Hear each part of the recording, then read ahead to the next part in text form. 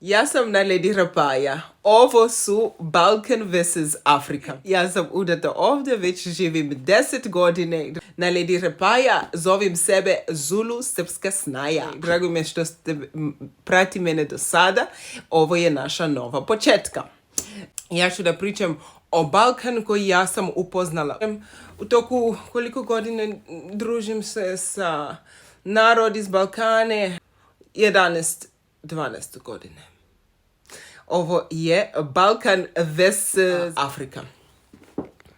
Ovako ide stvari. Afrika koju ću da pričam, to je Afrika po prilike koju ja znam.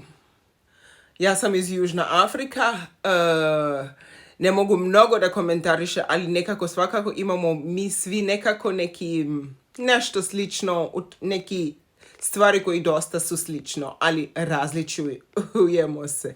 Znači pričat ću o šta ja znam. Prvi stvari, da li je nama lepše da jedimo sa viluške i nož ili sa ruke? Čisto i jasno, sa ruke je hrane ukusnije. Znaš, kao šta? Ja ne znam, dobro, u Balkan može nemate to. Znaš ono kad si stigla kući i željela nešto da jedeš, zatvoriš vrata i ono, jedeš. To je mene to kad jedem sa ruke, to je tako. Da li je kruh ili leba ili hleb nama treba da bude u svaki obrok? Ne.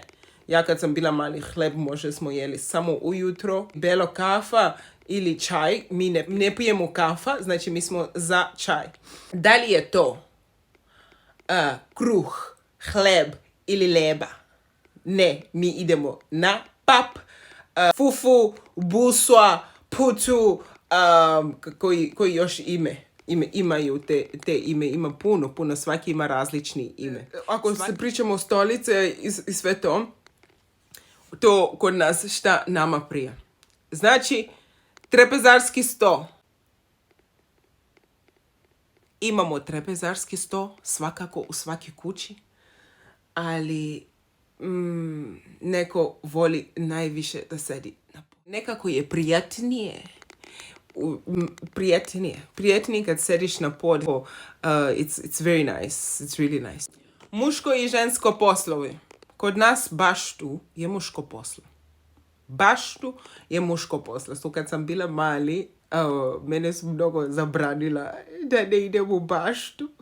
I onda sada sam star i sam jedva čekala da se starim, da radim šta ja hoću.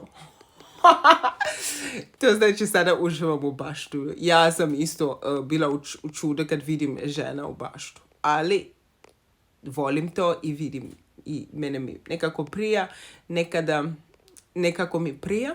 Naša muškarca ništa ne radi. Naše žene sve rade. Naše žene ne čeka muškarce da nešto radi. Ili da kažem, ima stoji napolje drvo puno i sad ću da padne kiša, a ja čekam moj muž da dođe da uzme drvo. Ne. Mi to sam radi. Osim ako nisi posebno, kao na prilike imaš neki zdravstveni problem, ja ne znam, jednom afričkim mužom, mislim u moj okrugli, jedna žena koji ne radi sve sama, ja to ne znam. Ne znam jednu žena koji čeka muškarce, ja ne mogu da kažem, osim moje mama.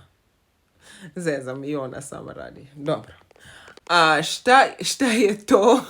Šta je to koji su muško poslovi?